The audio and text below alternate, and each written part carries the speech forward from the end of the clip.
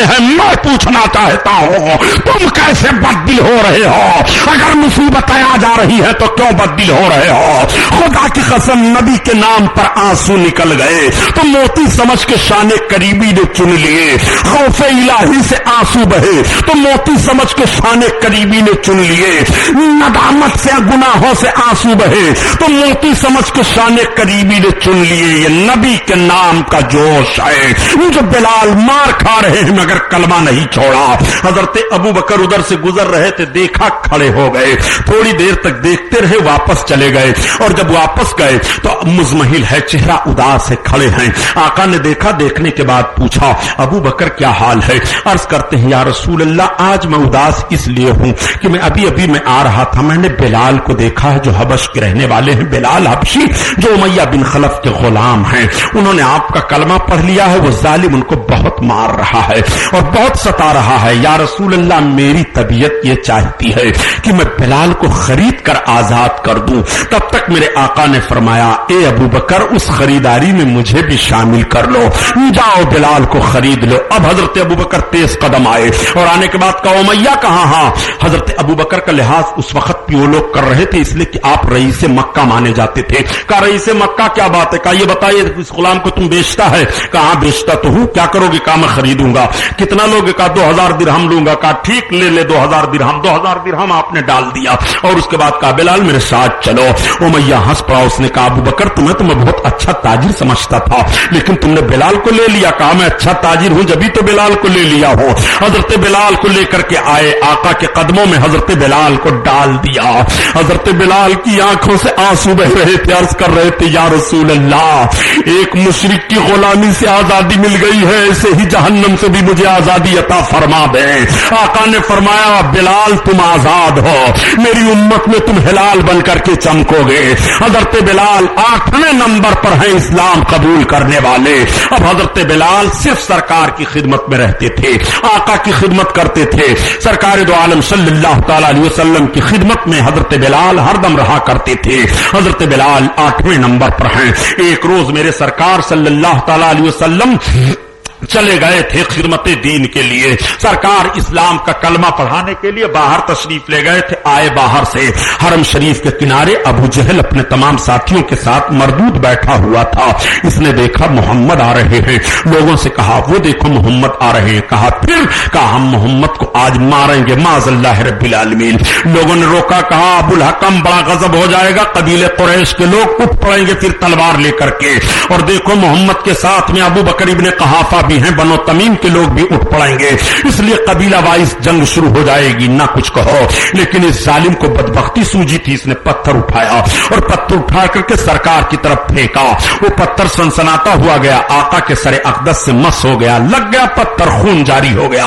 मेरे सरकार ने देखा उन जालिमों की तरफ और आका देख करके आंखों में अश्क आए। मेरे सरकार आगे बढ़ाए, मेरे मौला, मैं तेरे कलमे की तबलीग के लिए आया था।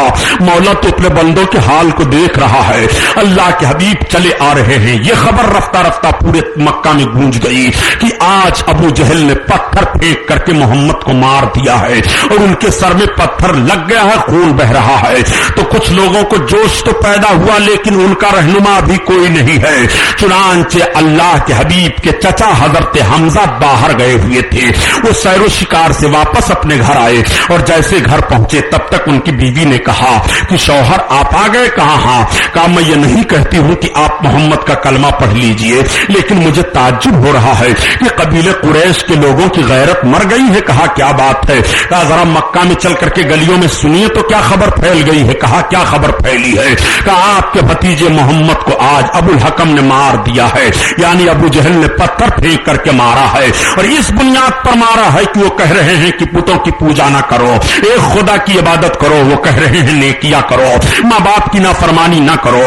वो कह रहे हैं यतीमों को पर रहम खाओ, उनका माल जबरदस्ती ना खाओ।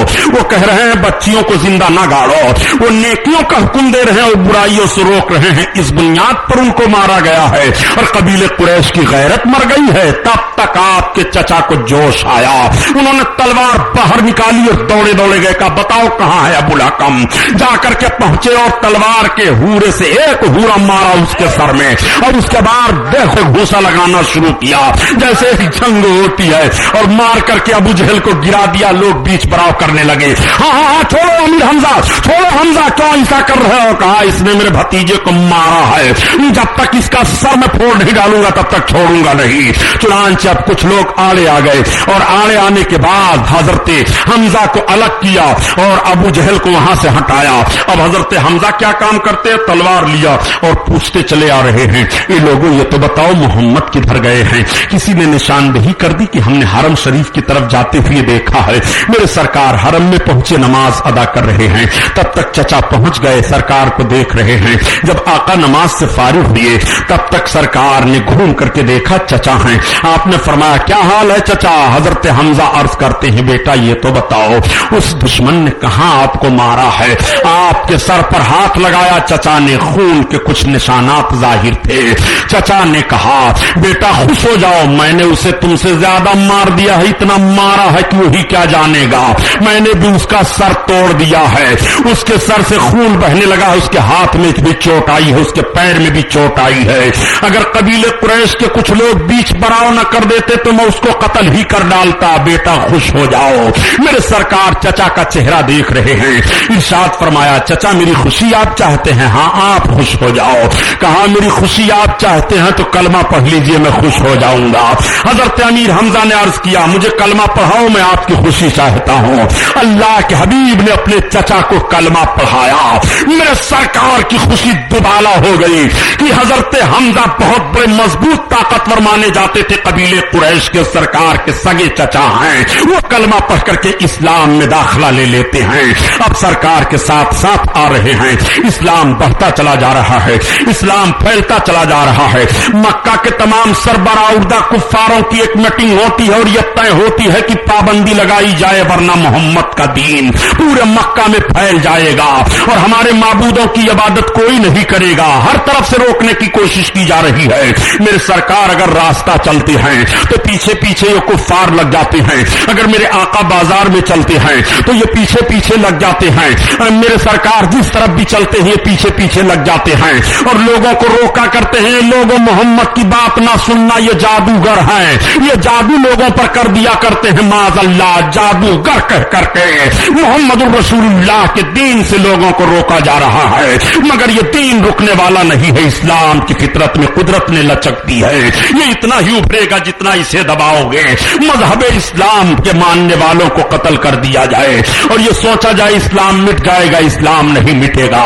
اسی لیے ہم کبھی کبھی کہا کرتے ہیں اے بھارت میں رہنے والے لوگوں، مذہب اسلام کے ماننے والے مسلمانوں کی دل آزاری نہ کرو. مسلمانوں کو قتل کرنے کے بعد اگر تم یہ چاہو کہ ہندوستان سے اسلام چلا جائے تو نہیں جائے گا. نہ جانے کتنے انقلابات مسلمانوں نے دیکھے ہیں، نہ جانے کتنی مصیبتیں مسلمانوں پر آئی ہیں. نہ مسلمان ختم ہوا ہے اور نہ مذہب اسلام ختم ہوا ہے. اسلام کی فطرت میں قدرت نے لچک دی ہے. یہ اتنا ہی ابھرے گا جتنا اسے دباؤ گے. مسلمانوں کے سامنے وہ بھی تاریخ رہی ہے جس تاریخ کو ہلاکو کی تاریخ کہی جاتی ہے.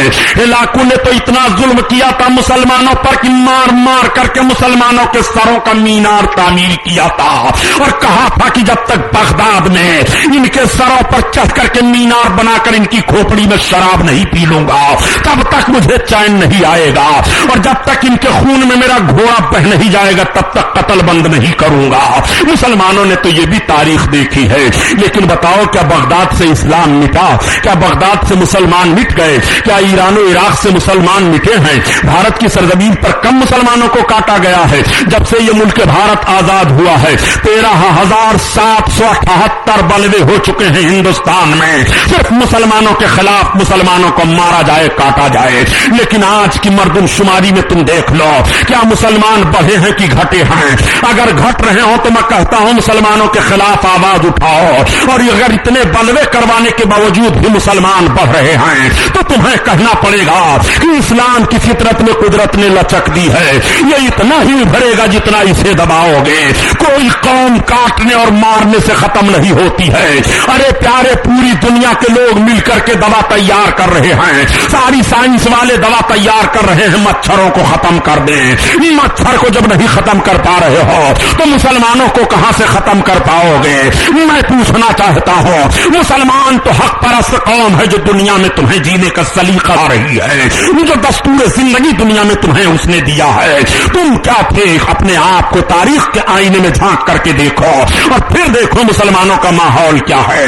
मुसलमान बढ़ रहे हैं, मक्का की सरजमीन पर पूरे तौर पर रोकने की कोशिश की जा रही है, मगर नबी का कलमा पढ़ने वाले पढ़ रहे हैं, औरतें भी पढ़ रही हैं, बच्चे भी पढ़ रहे हैं, गुलाम भी पढ़ रहे हैं, तादाद बढ़ती चली जा रही है।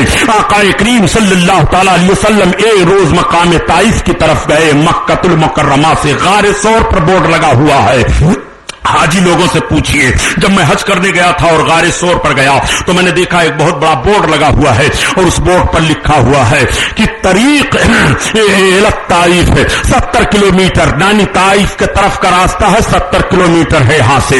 अब जरा गौर कीजिए आप कि गारे सौर से 70 किलोमीटर की दूरी पर ताइफ है और गारे सौर मक्का शरीफ से 4 या 5 किलोमीटर की दूरी पर है, यानी मक्कतुल मुकर्रमा से 75 किलोमीटर की दूरी पर ताइफ है। मेरे सरकार उस दौर में 75 किलोमीटर पैदल चल करके ताइफ गए हैं और जब ताइफ के लोगों को समझाना शुरू किया तो बजाय वो लोग की कलमा पढ़ें, आकाए करीम सल्लल्लाहु अलैहि वसल्लम को बुरा भला कहने लगे और पत्थर फेंकने लगे। यहां तक बाज शरीरों ने किया कि बच्चों को लगा दिया, बच्चे पत्थर बरसाने लगे। मेरे सरकार चल पड़े, आका पर पत्थरों की बारिश हो रही है। इतने पत्थर सरकार के जिसपे अतहर पर लगे कि पांव शरीफ से खून बह निकला और नालैन शरीफ भर गया खून से। मेरे सरकार चल रहे हैं। आका फरमाते हैं जो सख्ती का दिन मेरे लिए ताइफ के मकाम पर आया था आज तक वो सख्ती नहीं आई है। मेरे सरकार एक अंगूर के बाग में घुस गए और वहां पर एक आदमी था, उससे सरकार ने फरमाया क्या तुम मुझे अपने अंगूर के बाग में अमान दे सकते हो? सारी कायनात को अमान देने वाले रसूल आज एक अंगूर के बाग में तशरीफ ले जा रहे हैं। तब तक उसके दिल में रहम आया, उसने आपको पानी पेश किया, अंगूर का एक खूसा पेश किया, एक दरख्त के नीचे आपको बैठा दिया।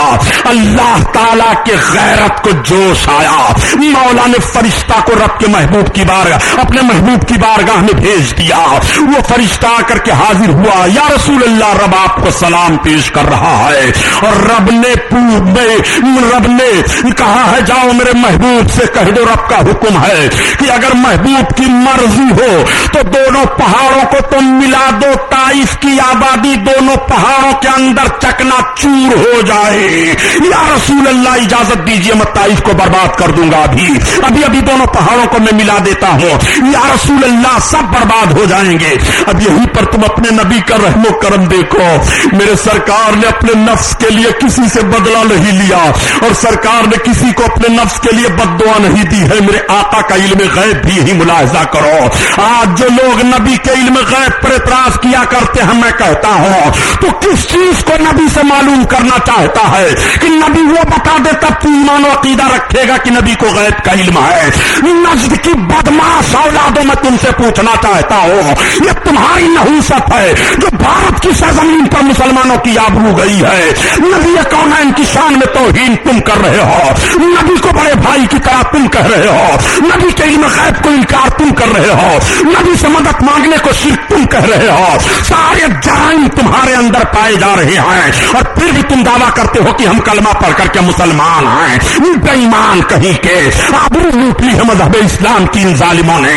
नबी कौनैन सल्लल्लाहु अलैहि वसल्लम का इल्म गैब देख, जब फरिश्ता इजाजत मांग रहा है, या रसूल अल्लाह इजाजत अता फरमाइए दोनों पहाड़ियों को मिलाऊं और ताइफ बर्बाद हो, तो आका इरशाद फरमाते हैं नहीं, इस कौम की नस्ल से लोग होंगे जो कलमा पढ़ेंगे, जो रब को एक मानेंगे, रब को माबूद मानेंगे। गोया महबूब की निगाहें पाक देख रही है कि आज ये कलमा नहीं पढ़ रहे हैं, लेकिन कल इनकी नस्ल बहरहाल कलमा पढ़ेगी, ये मजहब इस्लाम में बहरहाल दाखिल होंगे। चुनांचे वही वाकया हुआ जो नबी ने फरमाया था कि बाद में ताइफ के लोगों ने इस्लाम में दाखिल होकर के नबी कौनैन की गुलामी हासिल कर ली है। आओ अपने नबी को कहां कहां देखोगे कलमा की तबलीग हो रही है, मजहब इस्लाम के लोग बढ़ते चले जा रहे हैं। मेरे सरकार सल्लल्लाहु तआला अलैहि वसल्लम के ऐलान नबुव्वत का तीसरा या चौथा साल है। आकाए करीम सल्लल्लाहु अलैहि वसल्लम के खिलाफ मक्का में रोज प्लान बनाए जा रहे हैं। किसी दिन सरकार पर वजरी फेंकी जा रही है, किसी दिन सरकार पर पत्थर फेंका जा रहा है, किसी दिन नबी को कत्ल करने का प्रोग्राम बुलाया जा रहा है। کسی دن کچھ کیا جا رہا ہے اور سرکار پر جو پڑھ کر کے اسلام لاتے ہیں انہیں بھی ستانے کی کوشش کی جا رہی ہے.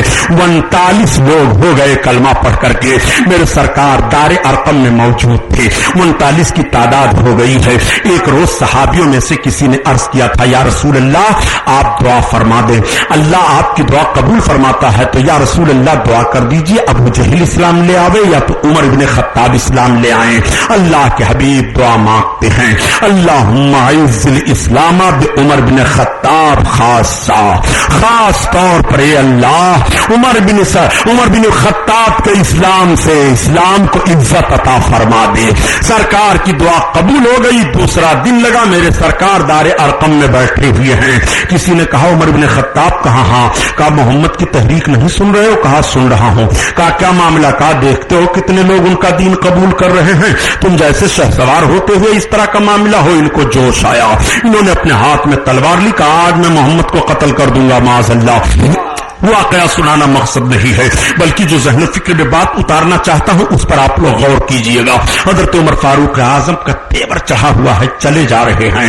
نگاہ پڑ گئی ایک صحابی ہیں, انہوں نے پوچھا, وہ کلمہ پڑھ چکے تھے لیکن اپنے اسلام کا اعلان نہیں کیا تھا. کہا عمر کہاں جا رہے ہو؟ کہا محمد کو مارنے جا رہا ہوں. کہا محمد کو مارنے؟ کہاں کہاں کس بنیاد پر؟ کہا لوگ ان کا دین قبول کر رہے ہیں. کہا میں نے سنا ہے کہ آپ کی بہن نے بھی تو ان کا دین قبول کر لیا ہے. تب تک پارا اور چڑھ گیا. میری بہن نے کہا ہاں آپ کے بہنوئی نے بھی کلمہ پڑھ لیا ہے. کہا سعید نے بھی کلمہ پڑھ لیا؟ کہا ہاں. راستہ پلٹ دیا, اپنے بہن اور بہنوئی کے گھر گئے تو ایک صحابی غالباً حضرت طلحہ رضی اللہ تعالیٰ عنہ ہے, حضرت سعید رضی, دوسرے ایک حضرت نعیم رضی اللہ تعالیٰ عنہ ایک صحابی ہیں. وہ حضرت عمر بن خطاب کی بہن کو, رات کے بہنوئی کو سورہ طٰہٰ کی چند آیتیں پڑھا رہے تھے گھر میں بیٹھ کر کے. تب تک حضرت عمر بن خطاب پہنچ گئے, دروازہ کھٹکھٹایا. بہن نے دیکھا, کہا اپنے شوہر سے جانتے ہو عمر آ گئے؟ کہا عمر آ گئے؟ کہا ہاں. کہا اچھا صحابی تم چھپ جاؤ. صحابی کو تو چھپا دیا جیسے صحابی کو چھپایا, دروازہ کھول دیا. کہا تم لوگ پڑھ کیا رہے تھے؟ کہا ہم کیا پڑھ رہے تھے, آپ سے کیا مطلب؟ کہا نہیں آواز آئیے بتاؤ کیا پڑھ رہے تھے. میں نے سنا ہے کہ تم نے محمد کا کلمہ پڑھ لیا ہے. تو بہن نے کہا ہاں میں نے کلمہ پڑھ لیا ہے. مارا بہن کو. بہن نے کہا عمر بن خطاب چاہے مجھے مار ڈالو لیکن میں نے محمد کا کلمہ پڑھ لیا, میں چھوڑوں گی نہیں. اپنے بہنوئی کو بھی مارا. جب مار کر کے دونوں کو تھک گئے تو حضرت عمر کہتے ہیں کہ اچھا ایک کام کرو, لاؤ جو تم لوگ پڑھ رہے تھے وہ جو مجھ سے دکھاؤ. تو بہن نے کہا نہیں دکھاؤں گی, آپ مشرک و ناپاک ہو, قرآن ناپاک کے ہاتھ میں نہیں دیا جاتا ہے. روایتیں مختلف قسم کی ہیں. حضرت عمر نے پاکی حاصل کی اور اس کے بعد کہا اچھا مجھے دکھاؤ. جیسے سورہ طٰہٰ کی چند آیتیں یہ پڑھتے ہیں. آیتوں کا پڑھنا تھا کہ تلوار کہاں ہے, خود کہاں ہے. ایک عجیب بے چین گئی. حضرت عمر نے کہا صحیح ہے یہ آیتیں, یہ خدا کی نازل کی ہوئی آیتیں ہیں, یہ کلام انسان کا نہیں ہوگا. سعید مجھے محمد کے پاس لے کر کے چلو. تب تک وہ صحابی باہر نکل آئے. انہوں نے کہا اللہ اکبر, میرے سرکار نے کل ہی ابھی دعا مانگی ہے عمر تمہارے لیے اور لگتا ہے میرے آقا کی دعا قبول ہو گئی.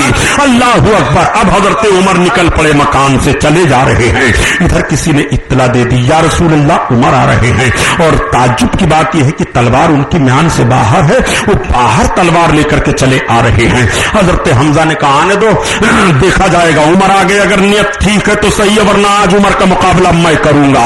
سرکار نے ارشاد فرمایا دروازہ کھول دو, عمر کو آنے دو. دروازہ کھلا ہوا ہے. حضرت عمر بن خطاب پہنچے, سلام عرض کیا, قدم کا بوسہ لیا, عرض کیا آپ نبی ہیں؟ سرکار نے فرمایا ہاں میں نبی ہوں. کہا مجھے کلمہ پڑھائیے. آقا کریم صلی اللہ علیہ وسلم نے کلمہ پڑھایا. جیسے حضرت عمر بن خطاب نے کلمہ پڑھا تب تک صحابہ کو جوش پیدا ہوا. صحابہ نے پہلا نعرہ اللہ اکبر کا اجتماعی طور پر وہی لگایا تھا. سارے صحابہ نے تکرار میں جواب دیا تھا اللہ اکبر. اب حضرت عمر عرض کرتے ہیں یا رسول اللہ آپ نبی برحق ہیں؟ سرکار نے فرمایا ہاں. میرا دین اسلام حق ہے؟ سرکار نے فرمایا ہاں. میرا خدا خدا ہے؟ سرکار نے فرمایا ہاں. یا رسول اللہ باہر نکلیے, اب میں دیکھتا ہوں مکہ میں کس کی ماں نے دودھ پلایا ہے کہ میری تلوار کے سامنے آئے گا.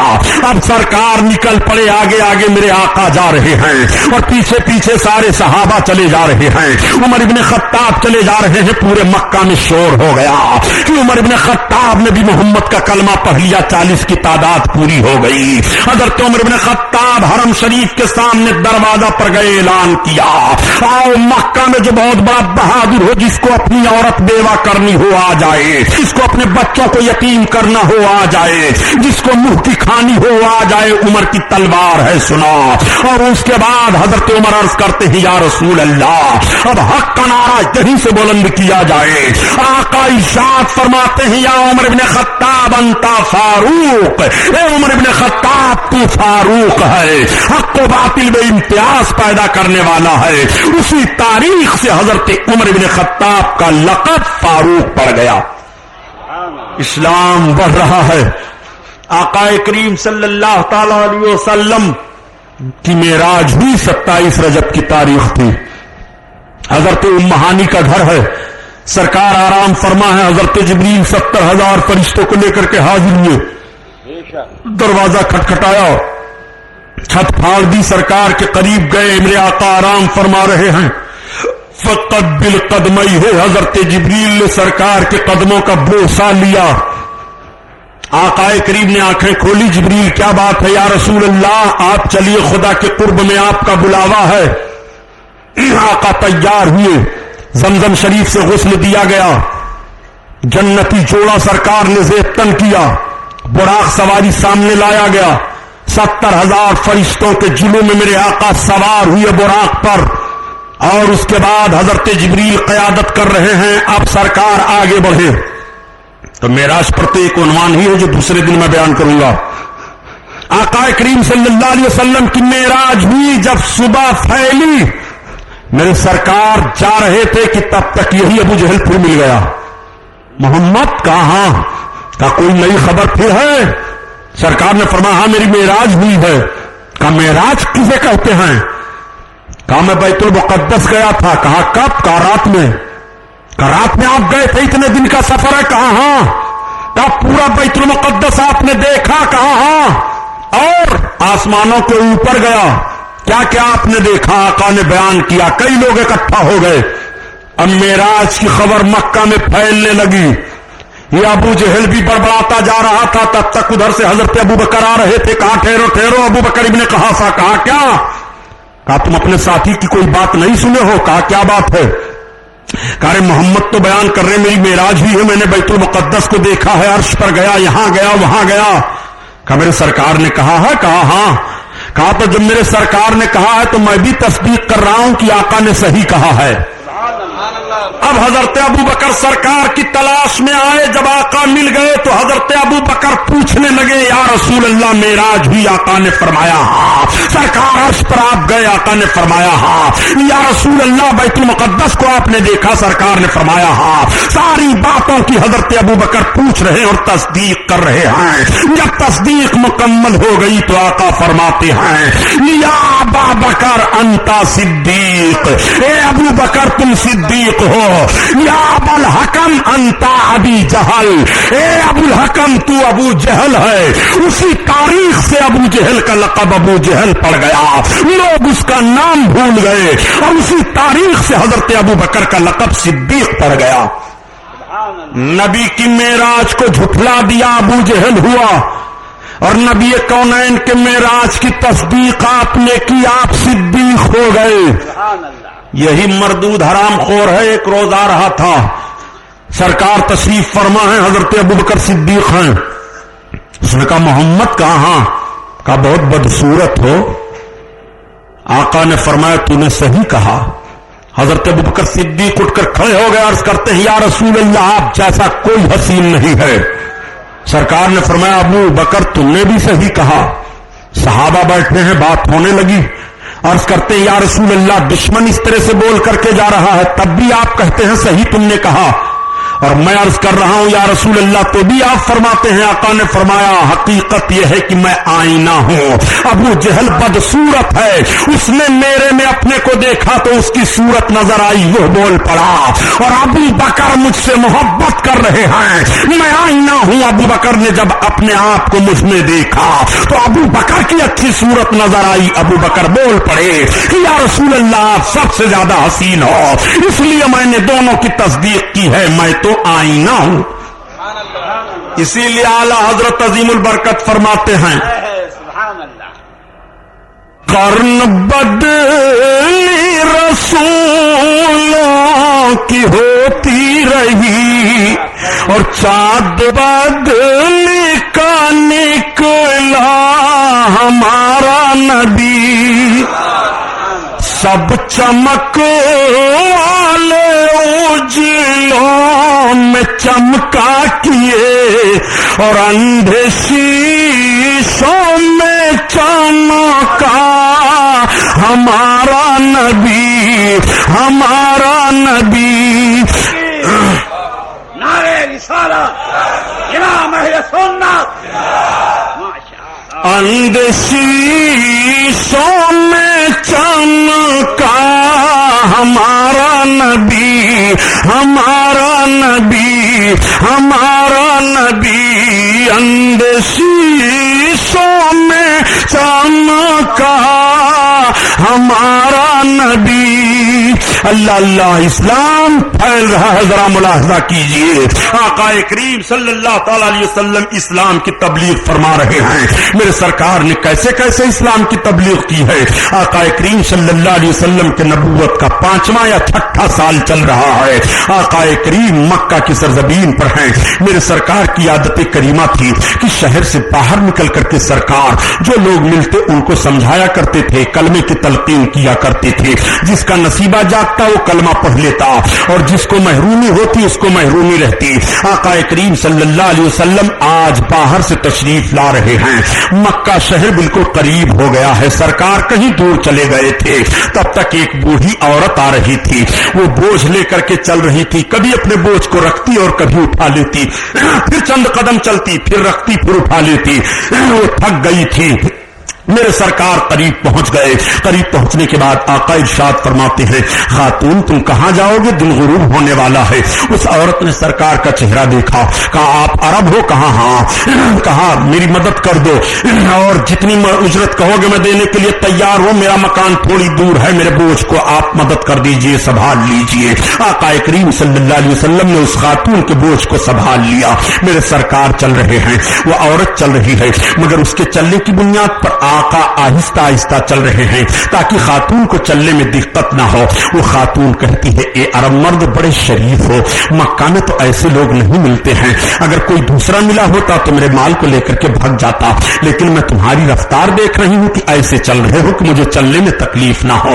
یہ تو بتاؤ کس قبیلے سے آپ کا تعلق ہے، آپ کا نام کیا ہے، آپ کا ذریعہ معاش کیا ہے، آپ کون سا کام کرتے ہیں، آپ کہاں گئے تھے؟ تب تک اس خاتون نے دیکھا، کہا اچھا آپ ٹھہر جائیے، یہی جھوپڑا جو ہے یہی میرا مکان ہے. سرکار نے اس کے سامان کو رکھ دیا. خاتون نے کہا اپنی اجرت بتاؤ. کہا میں اجرت نہیں لوں گا. کہا اجرت نہیں لوگے؟ کہا نہیں. کہا اچھا یہ تو بتا دو کہ آپ کا کس قبیلے سے تعلق ہے. کہا میرا قبیلے قریش سے تعلق ہے. قبیلے قریش کے رہنے والے ہو؟ ہاں ہاں. وہ بوڑھی عورت نے کہا لیکن میں نے سنا ہے کہ قبیلے قریش میں ایک محمد ابن عبداللہ ظاہر ہوئے ہیں جو اپنے آپ کو نبی اور رسول کہتے ہیں. میں بوڑھی عورت ہوں، بڑے اچھے مرد تم ہو، بڑے شریف ہو، مجھ بوڑھی پر جب اتنا رحم کر رہے ہو تو میں نے سنا ہے کہ محمد کی جو بات سنتا ہے ان کا دین قبول کرتا ہے، ان کے قریب جو چلا جاتا ہے ان کا ہو کر کے رہ جاتا ہے.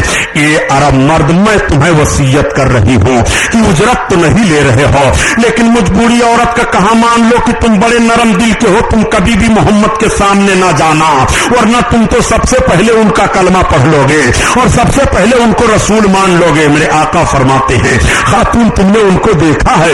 اس عورت نے کہا میں دیکھ کر کے کیا کروں گا، میں نہیں دیکھنا چاہتی، میں نے سنا ہے جو انہیں دیکھتا ہے انہی کا ہو جاتا ہے. تب تک میرے آقا مسکراتے ہوئے فرماتے ہیں خاتون جس محمد کا پتہ تجھے بتایا گیا ہے وہ محمد الرسول اللہ میں ہی ہوں. اتنا سننا تھا وہ پھٹی کی پھٹی آنکھوں سے دیکھتے رہ گئی. اس نے کہا محمد اگر تم ہی ہو تو میں بھی اب مانتی ہوں کہ تم اللہ کے رسول ہو, مجھے کلمہ پڑھاؤ, اسلام میں داخل کرو. اسلام میں داخل کر لیا آپ نے کلمہ پڑھا کر کے. یورپ کا محقق جب یہ طور طریقہ دیکھتا ہے تو کہتا ہے کہ محمد نے مذہب اسلام کو پھیلانے کے لیے جو طریقہ اپنایا ہے, اگر ان کے امتی آج بھی وہی محبت و اخوت اور پیار کا پیغام دوسروں کو دیتے چلیں تو دنیا کے گوشہ گوشہ میں صرف مذہب اسلام ہوگا. کتنے پیار سے مذہب اسلام پھیل رہا ہے, کتنی محبت سے مذہب اسلام پھیل رہا ہے, کتنی چاہت سے مذہب اسلام پھیل رہا ہے. نبی کونین نے پیار کا کیسا پیغام دیا ہے. یہی وجہ ہے کہ رب تعالیٰ قرآن میں بیان فرماتا ہے لَقَدْ كَانَ لَكُمْ فِي رَسُولِ اللَّهِ أُسْوَةٌ حَسَنَةٌ, تحقیق نبی کی زندگی تمہارے لیے نمونہ عمل ہے. اے میرے بندو, تم اپنی زندگی کو نمونہ عمل بنانا چاہتے ہو تو نبی کی زندگی دیکھ لو, نبی کی زندگی کو اپنے لیے نمونہ عمل بنا لو. نبی نے کس طرح سے پیار دیا ہے, نبی نے کیسی زندگی گزاری ہے, نبی کونین کس طرح سے تبلیغ کر رہے ہیں, نبی کس طرح سے گناہوں سے نفرت کرنے کی ترغیب دے رہے ہیں. امتی کو چاہیے کہ نبی ہی کی مقدس زندگی کو اپنے لیے نمونے عمل بنا لے. آؤ ذرا دیکھو, یہی میرے سرکار صلی اللہ تعالی علیہ وسلم ہیں. میرے آقا آج تمام صحابہ بیٹھے ہوئے ہیں, ایک مقدس جماعت صحابہ کی بیٹھی ہے. ایک عورت تھی جو سرکار سے بڑی دشمنی رکھتی تھی اور سرکار کے راستے میں اگر پتہ پاتی کہ ادھر سے محمد آئیں گے تو کانٹا پھینک دیا کرتی تھی, کیچڑ پھینک دیا کرتی تھی, کوڑا کرکٹ پھینک دیا کرتی تھی. ایک روز سرکار گزر رہے تھے تو دیکھا آج راستہ صاف ہے. آقا نے فرمایا صحابہ نے عرض کیا ہاں یا رسول اللہ, کہ آج تو راستہ صاف ہے اس محلے کا. کسی نے عرض کیا یا رسول اللہ, سنا گیا ہے کہ جو عورت دشمنی کرتے ہوئے پھینکتی تھی کوڑا کرکٹ آج وہ بیمار ہے. آقا کریم نے فرمایا چلو اس کی تیمارداری کر لے. میرے سرکار نے راستہ بدل دیا. کسی نے جا کر بتا دیا اے عورت محمد تیرے گھر آ رہے ہیں. عورت بستر مرگ پر ہے, گھبرا گئی. اس نے سوچا میں محمد کے راستے میں کانٹا پھینکا کرتی تھی, میں تکلیف دینے والی چیزوں کو ان کے راستے میں ڈال دیتی تھی. آج بستر مرگ پر ہوں, محمد مجھ سے بدلہ لے لیں گے. میرا کوئی عزیز بھی نہیں ہے, میرے قریب میرا کوئی رشتہ دار بھی نہیں آ رہا ہے, میں مدد کے لیے کسی کو پکار بھی نہیں پا رہی ہوں. تب تک میرے سرکار پہنچ گئے. اس نے دیکھا محمد آ گئے. اس نے کہا اے محمد مجھے ماریے گا نہیں, مجھے نہ کچھ کہیے گا, میں نے آپ کو بہت ستایا ہے. میرے آقا فرماتے خاتون میں تجھے ستانے کے لیے نہیں آیا ہوں, غذا کی ضرورت ہو غذا کا انتظام کروا دوں, کہاں تجھے تکلیف ہے. تب تک اس نے عرض کیا اے محمد میں نے پہچان لیا تم پیغمبر ہو. آج 3 دن کا عرصہ گزر گیا, میرا کوئی عزیز کوئی رشتہ دار مجھے پوچھنے نہیں آیا, مگر میں آپ کے راستے میں کانٹے ڈال دیا کرتی تھی. باوجود آپ انسانی ہمدردی کے طور پر پوچھنے آئے ہیں. یہ عادت رسول ہی کی ہو سکتی ہے, یہ عادت پیغمبر ہی کی ہو سکتی ہے. میں نے جان لیا بس تیری پہچان یہی ہے, مجھے کلمہ پڑھائیے اور اسلام میں داخل فرما لیجئے. میرے سرکار نے کلمہ پڑھایا اور اسلام میں داخل فرما لیا. نبوت کے 8ویں برس کا اعلان یہ چل رہا ہے, لوگ کلمہ پڑھ کر کے داخل اسلام ہو رہے ہیں. جب دیکھا کفاران مکہ نے اب اسلام کے ماننے والے کسی طور سے نہیں رک رہے ہیں, اسلام بڑھتا چلا جا رہا ہے, تو سارے لوگ حضرت علی کے باپ ابو طالب کے پاس آئے اور آنے کے بعد تمام کفار کے سرداروں نے کہا اے ابو طالب سن لیجئے, آپ اپنے بھتیجے محمد کو دیکھ رہے ہیں وہ کیا کر رہے ہیں, ہم آپ کا لحاظ کب تک کرتے رہیں گے. آپ اپنے بھتیجے کو روکیے ورنہ قبیلے قریش سے اور تمام قبیلوں سے تلواریں چل جائیں گی, اس کے ذمہ دار آپ ہوں گے. تب تک حضرت علی کے باپ سرکار کے پاس گئے اور عرض کرتے ہیں بیٹا سن رہے ہو کفار یہ سرداران مکہ کیا کہہ رہے ہیں. آقا نے فرمایا ہاں چچا میں سن رہا ہوں. کہا چچا سن لو, یہ کفار ہم کو ہماری تحریک سے روکنا چاہتے ہیں. چچا سنو, یہ ایک ہاتھ میں میرے سورج لا کر کے رکھ دیں اور دوسرے ہاتھ میں چاند رکھ دیں, جب بھی میں اپنے تحریک سے اور کلمہ کے اعلان سے باز نہیں آؤں گا. اے چچا سن لیجئے, کفاروں نے کہا تھا اے ابو طالب اگر محمد کو سب سے حسین لڑکی چاہیے تو ہم دینے کے لیے تیار ہیں, اگر قوم کی سرداری چاہیے تو ہم دینے کے لیے تیار ہیں, اگر مال و دولت چاہیے تو ہم دینے کے لیے تیار ہیں, مگر اے ابو طالب روک دیا جائے محمد ہمارے معبودوں کو برا نہ کہیں, ہمارے معبودوں سے لوگوں کے دلوں کو نہ پھیریں. آقا کریم نے فرمایا یہ ہو ہی نہیں سکتا ہے. میرے سرکار اعلان کر رہے ہیں لا الہ الا اللہ, اللہ کے سوا کوئی معبود نہیں ہے. تم لات و حبل کو معبود مان رہے ہو, عزا کو معبود مان رہے ہو, ان پتھروں کو معبود معبود مان رہے ہو؟ نہیں نہیں، لا الہ الا اللہ، اللہ کے سوا کوئی معبود نہیں ہے۔ اے چچا میں یہ اعلان کرنے سے رکوں گا نہیں۔ اس کے بعد ابو طالب نے کہا ٹھیک ہے بھتیجے، تو تمہارا کام ہے کرتے رہو، میں تمہارے ساتھ ہوں۔ چنانچہ حضرت علی کے باپ کو تو یہ سعادت بہرحال ملی کہ کبھی بھی جب تک ان کی زندگی رہی سرکار کی محبت میں انہوں نے کمی نہیں آنے دی، لیکن جب انتقال ان کا ہوا، وہ دنیا سے گئے، تو راجح قول یہی ہے کہ ان کو کلمہ نہیں ملا۔ سرکار نے فرمایا اب بھی آپ کلمہ پڑھ لو، میں رب کی بارگاہ میں تمہیں بخشوا دوں گا۔ لیکن ابو طالب کو کلمہ نصیب نہیں ہوا، ابو طالب کلمہ نہ پڑھ سکے، لیکن سرکار سے محبت کا انہیں فائدہ بہرحال ملا اور قیامت میں بھی انہیں ملے گا۔ حدیث شریف میں ہے، تمام علماء بیان فرماتے ہیں، تاریخوں میں یہ بات ہے کہ جہنمیوں میں سب سے کم عذاب جس کو دیا جائے گا وہ حضرت علی کے باپ ابو طالب ہوں گے۔ جوتے کا آگ کا جوتا پہنایا جائے گا اور پھر وہ عذاب سرکار کی شفاعت سے کم ہو جائے گا، جو ان کے پاؤں میں ایک چنگاری کی شکل میں رہے گا۔ اللہ اللہ، سب سے کم عذاب جہنمیوں میں حضرت علی کے باپ ابو طالب کو ہوگا۔ اے لوگوں، جب تک ابو طالب رہے بڑی محبت کرتے رہے۔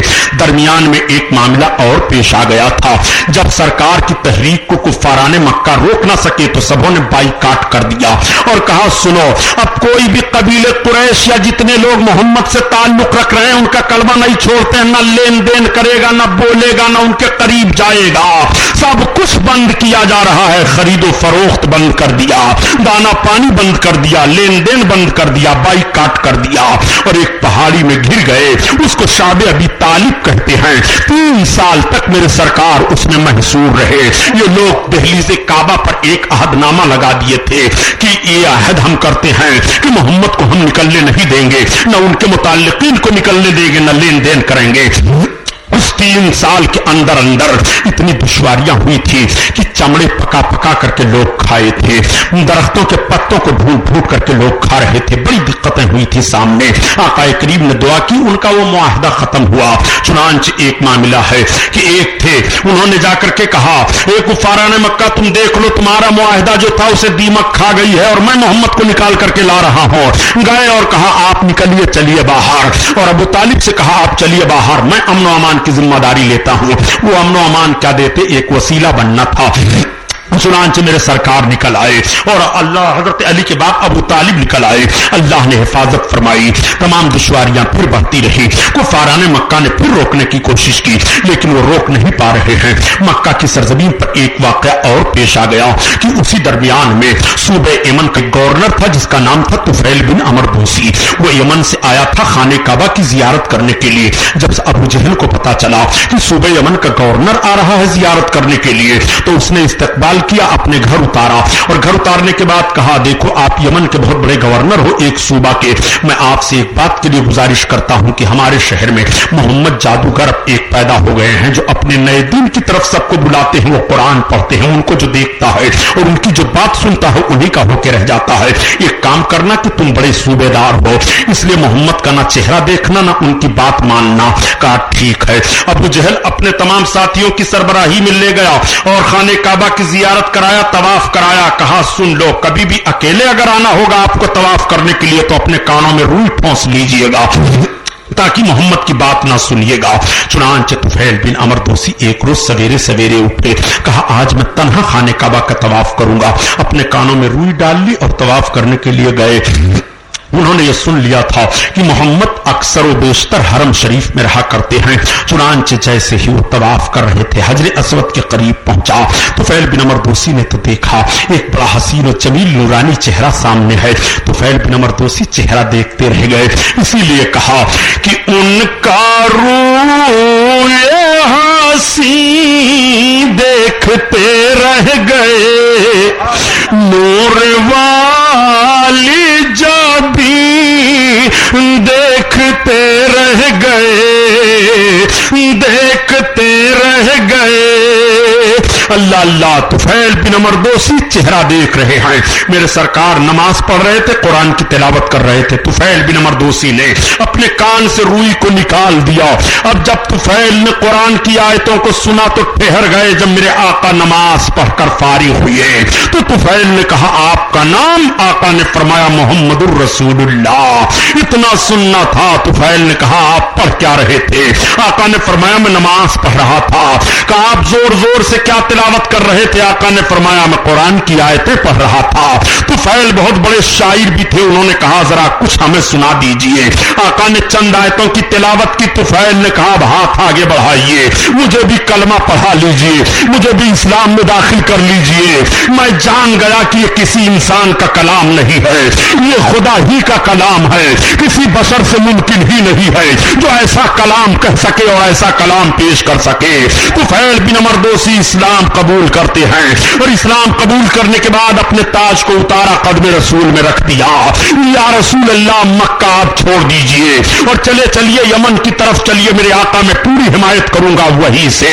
मजहब इस्लाम की तबलीग फरमाइए। यहां लोग दुश्मनी कर रहे हैं, यहां गालियां दे रहे हैं, यहां दुश्वारियां पैदा कर रहे हैं। आका ने फरमाया, तुफैल तुम्हारी मोहब्बत को मैं मुबारकबाद पेश करता हूं। अगर मेरे आका ने मेरी मर्जी पर छोड़ दिया तो मैं यमन ही की तरफ आऊंगा, और अगर मेरे मौला ने किसी शहर की निशानदेही कर दी तो मैं उधर ही हिजरत करके जाऊंगा, जब तक मेरे परवरदिगार का हुक्म नहीं होगा। ये तुफैल, मैं मक्का छोड़ूंगा नहीं। अब तुफैल कदमों का बोसा लिए बाहर निकल गए। अबू जहल को इत्तला मिल गई कि तुफैल ने कलमा पढ़ लिया। बहुत मायूस हुआ। पहले तो उसने इस्तकबाल किया था, सारे लोगों को रोक दिया कि सूबे यमन का कोई कहीं गवर्नर हो, चाहे जो हो, अब किसी को जाने की जरूरत नहीं है। तो तुफैल बिन अमर दोसी ने ललकार करके कहा, कुफ्फारान मक्का, मुझे तुम्हारे इस्तकबाल की जरूरत नहीं है। जो दौलत मुझे मिलनी थी वो दौलत मुझे मिल गई है। तो तुफैल बिन अमर दोसी चले गए। आओ देखो, इस्लाम बढ़ रहा है। इस्लाम कैसे कैसे बढ़ा है? इस्लाम अपने हुस्न कारकर्दगी से बढ़ा है। इस्लाम आका के कुव्वत शौकत से बढ़ा है। इस्लाम नबी की वजाहत से बढ़ा है। इस्लाम नबी के तेज रफ्तार किरदार अमल से बढ़ा है। इस्लाम सरकार के हुस्न अमल से बढ़ा है। इस्लाम सरकार की सदाकत और सरकार के मौजूदात से बढ़ा है। इस्लाम बढ़ता चला जा रहा है और इस्लाम के रोकने वाले इस्लाम से इस्लाम के मानने वालों को रोक भी रहे हैं, मगर मजहब इस्लाम रुक नहीं रहा है, बढ़ता चला जा रहा है। तो तुफैल बिन अमर दोसी गए, मुल्क यमन के एक सूबा में पहुंचे, वहां तबलीग करने लगे। इधर आका करीम सल्लल्लाहु अलैहि वसल्लम के खिलाफ प्लान बनने लगा। मक्का वालों ने कहा, अब मोहम्मद की तहरीक रोकी नहीं जा सकती है। माओ की गोद में घर में जो बच्चे रहते थे कभी कभी उछल जाते थे, बोलते हुए कहते थे, हमें छोड़ दो, हम वो सुनना चाहते हैं जो मोहम्मद पढ़ रहे हैं, हम उसकी तिलावत सुनना चाहते हैं। माओ की गोदों से बच्चे उछल पड़ा करते थे।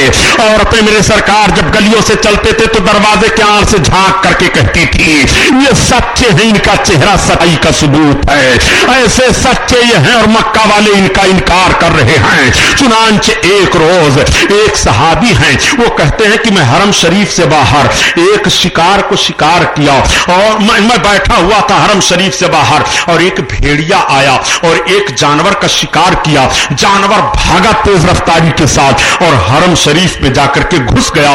भेड़िया गया और हरम शरीफ की हद जहां है वहीं खड़ा हो गया। वो कहते हैं, मैं देख करके दंग रह गया कि भेड़िया हरम में दाखिल नहीं हो रहा है, इसलिए कि हरम में शिकार जायज नहीं है। जानवरों को मालूम है कि हरम में शिकार नहीं कर सकते हो, वो हरम हरम है। अल्लाह अकबर। इसीलिए तो आला हजरत अजीमुल बरकत फरमाते हैं कि हरम की ज़मीन और कदम रख के चलना, अरे सर का मौका है ओ जाने वाले, ओ जाने वाले। वो सहाबी कहते हैं, मैं बैठा हुआ था और ताज्जुब करने लगा कि ये भेड़िया अब हरम में नहीं दाखिल हो रहा है। तब तक भेड़िया घूम पड़ा और उसने कहा, ये क्या ताज्जुब कर रहे हो कि मैं हरम में नहीं दाखिल हो रहा हूं? अरे मैं ताज्जुब कर रहा हूं कि हरम में नबी ने नबूवत का ऐलान किया है और तुम सब कलमा नहीं पढ़ रहे हो।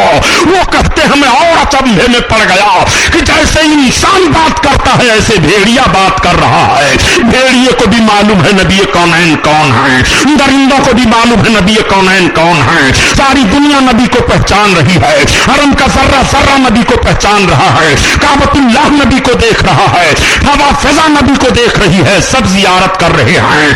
नबी कौनैन सल्लल्लाहु अलैहि वसल्लम के खिलाफ मक्का के कुफ्फारों ने प्लान बनाया और दारुल नदवा में मीटिंग करने के लिए ऐलान कर दिया। अब बयान कल से यहीं से सुनिएगा, दारुल नदवा से कल बयान होगा। कुफ्फारा ने मक्का दारुल नदवा में इकट्ठा हुए सरकार के खिलाफ जंग करने के लिए, लेकिन आप पहले आ जाइए, इंशाअल्लाह मैं भी पहले बैठने की कोशिश करूंगा। ये हमारे हाफिज साहब क़िबला खलीफा हुजूर मुफ्ती आज़म हिंद हैं।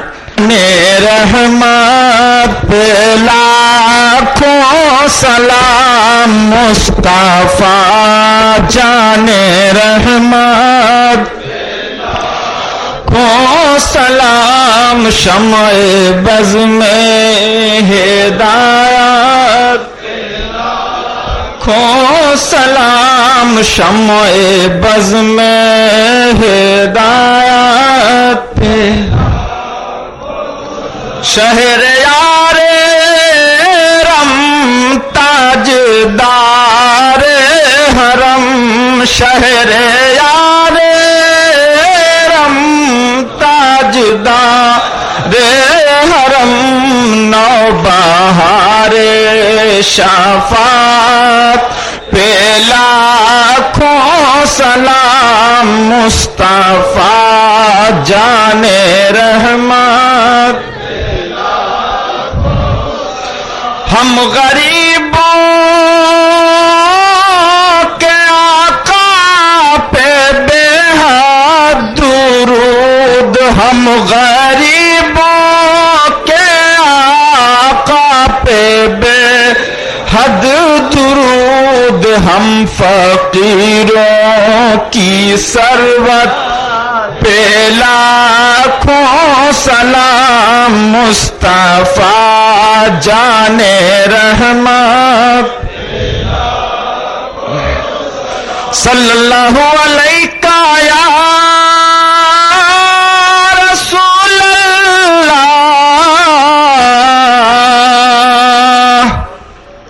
वसल्लम अलैका या हबीब अल्लाह। रहा है आक़ाए करीम सल्लल्लाहु ताला अलैहि वसल्लम एक रोज जलवा अफरोज हैं। सरकार मस्जिद नबवी शरीफ में बैठे हैं, इस्लाम बढ़ रहा है। एक हबशी गुलाम थे जो काले कलूटे थे, काले की बुनियाद पर उनको लोगों ने असवद कहना शुरू कर दिया था। उनका नाम असवद था, वो बिल्कुल काले थे। अरबी में काले को असवद कहा जाता है। चुनांचे वो गुलाम थे, गुलामी की जंजीरों से उन्होंने तोड़ दिया और आजादी हासिल कर ली।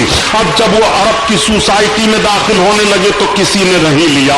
उन्होंने कहा पहले तो मैं गुलाम था, अब तो आजादी हासिल कर लिया हूं, अब हमें क्यों नहीं लोग अपने दरमियान बैठने देते हैं, अब हमें क्यों सोसाइटी में नहीं लेते हैं। किसी ने कह दिया जाओ मोहम्मद आए हैं मक्का से हिजरत करके, तुम जैसों का गुजारा वहीं पर है। चुनांचे सरकार का नाम सुनना था। असवद चल पड़े, मस्जिद नबवी के करीब आए, दरवाजे के सामने खड़े हैं। मेरे आका मस्जिद नबवी शरीफ में जलवा अफरोज हैं, सहाबा की अंजुमन सजी हुई है। तब तक उन्होंने इशारा करके एक सहाबी को बुलाया, आगे आए। वो अर्ज करते हैं ये बताओ इसमें रसूलुल्लाह कौन है। सहाबी ने कहा वो देखो जिसका चेहरा सबसे हसीन और जमील देख रहे हो वही मेरे आका हैं। कहा क्या मैं आपके आका के पास चल सकता हूं? कहा चलो बिल्कुल चलो। कहा मैं हबशी गुलाम था पहले, लेकिन गुलामी से आजादी हासिल कर लिया हूं, हबश का रहने वाला हूं। मेरे कालेपन की बुनियाद पर लोगों ने मुझे असवद कहना शुरू कर दिया है। आपके रसूल की बारगाह में मेरी गुंजाइश हो सकती है? कहा चलो बिल्कुल चलो। सरकार की बारगाह में लेकर के हाजिर कर दिया। सहाबी ने अर्ज किया या रसूल अल्लाह ये असवद हैं, ये पहले गुलाम थे, अब गुलामी से आजादी हासिल कर लिए हैं, आपकी बारगाह में आए हैं। आका ने फरमाया कैसे आए हो? अर्ज करते या रसूल अल्लाह मुझे कलमा पढ़ा लीजिए और इस्लाम में दाखिल कर लीजिए। सरकार ने कलमा पढ़ा, इस्लाम में दाखिल कर लिया। अब वो जब इस्लाम में दाखिल हो गए तो हजरत अबू बकर सिद्दीक उठ करके उनके सीने से सीना मिलाते हैं, बड़े बड़े सहाबा उनसे मिलते हैं। असवद का जहन खुल गया। असवद ने सोचा कि मुझे अरब की सोसाइटी में नहीं लिया जा रहा था, मुझे लोग अपने बगल में खड़े खड़े नहीं होने देते थे। लेकिन ये देखो रईस मक्का अबू बकर इब्ने कहाफा मुझसे हाथ मिला रहे हैं, बड़े बड़े सरदार मुझसे हाथ मिला रहे हैं, ये अल्लाह के रसूल है, ये मुझको नवाज रहे हैं। वाकई जिंदगी कम मजा अगर है तो रसूल के चरणों में है। अगर कोई जिंदगी लेना चाहता है तो रसूल कौनैन सल्लल्लाहु अलैहि वसल्लम के कदमों में आ जाए। वो अर्ज करते हैं या रसूल अल्लाह, मैं आपकी खिदमत में रहना चाहता हूं, सरकार आपकी खिदमत से मैं अलग नहीं होगा। आका ने फरमाया ठीक है रहो। वो भी असहाबे सुफ़ा में दाखिल हो गए, वो भी सरकार की बारगाह में रहने लगे और आका की बारगाह में हैं।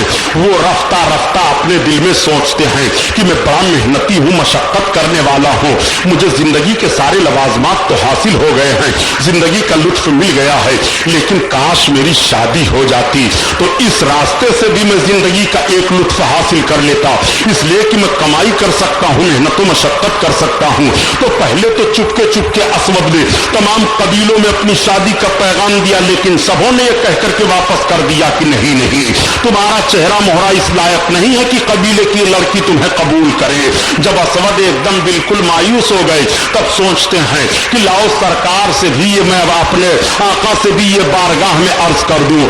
आका करीम सल्लल्लाहु अलैहि वसल्लम की बारगाह में गए और अर्ज करते हैं या रसूल अल्लाह, एक मेरी तमन्ना है। आका फरमाते कौन सी तमन्ना? अर्ज करते हैं या रसूल अल्लाह, मैं शादी करना चाहता हूँ। इतना कह करके निगाहें झुक गई, शर्म से जबान रुक जाती है। आका फरमाते असवद शादी करना चाहते हो? हाँ या रसूल अल्लाह। आका फरमाते चले जाओ कबीले सकीफ के सरदार से कह दो अपनी अकलौती लड़की का शादी तुम्हारे साथ कर दे, ये मेरा हुक्म है। अल्लाह अल्लाह। अब हजरत असवद चले आ रहे हैं और जब कबीले सकीफ के सरदार के पास पहुंचे तो कबीले सकीफ के सरदार ने देखा कि सहाबी रसूल असवद आए हैं, बड़ी खातिर मदारत करते हैं। जब मेहमानदारी से फारिग हो गए तो पूछा असवद कैसे आए हो? असवद ने कहा मुझे अल्लाह के रसूल ने भेजा है, आप अपनी अकलौती बेटी का निकाह मेरे साथ कर दीजिए। इतना सुनना था कि कबीले सकीफ के सरदार के कदमों के नीचे से जमीन सरकती हुई महसूस हुई। वो सोचने लगे अगर इनकार करता हूं तो ईमान पर खंजर चलेगा और अगर इकरार करता हूं तो मेरी बेटी की जिंदगी बर्बाद होगी। असवद सहाबी रसूल तो जरूर हैं, मगर इनका चेहरा मोहरा ऐसा नहीं है कि चेहरे मोहरे की बुनियाद पर लड़की कबूल करे कोई कबीला की। इसलिए असवद को मैं जवाब क्या दूं? असवद के लिए ये सोच करके वो खड़े हुए हैं और कोई जवाब नहीं दे रहे हैं। जब काफी अरसा गुजर गया तो असवद ने सोचा ठीक है ये जवाब नहीं देते हैं, अब चलो मैं वापस सरकार से चल करके अर्ज कर दूं या रसूल अल्लाह, मैंने आपका पैगाम पहुंचा दिया, मगर मुझको सरदार ने कोई जवाब नहीं दिया है। जैसे चंद कदम चले थे तब तक पर्दा के आड़ से आवाज आती है जाने वाले ठहर जाओ, जाने वाले ठहर जाओ। असवद के कदम रुक जाते हैं, वो आवाज घूम जाती है अब्बा हुजूर रिश्ते निकाह मंजूर कर लो। आने वाला अगरचे हसीन नहीं है मगर भेजने वाला कितना हसीन है। अब्बा हुजूर आने वाले को देखो, भेजने वाले को देखो। अब्बा हुजूर मेरी शादी हो गई और अगर अरब की किसी दोशीज़ा ने चैलेंज किया कि तेरा दूल्हा खूबसूरत नहीं है तो मैं कह दूंगी ये अरब की हसीनाओं, तुम्हारे दूल्हाओं का इंतखाब तो तुम्हारे माँ बाप ने किया है, मगर हमारे दूल्हे का इंतखाब कासिम हुस्न ने किया है, रहमतुल लिल आलमीन ने किया है। उन्होंने किया है कि वो हसी क्या जो फितने मिटा कर चले, वो हसी क्या जो फितने उठा कर चले, उठा कर चले। हाँ हसी तुम फितने मिटा कर चले, मिटा कर चले। अल्लाह अल्लाह। यही तकरीर स्टॉप।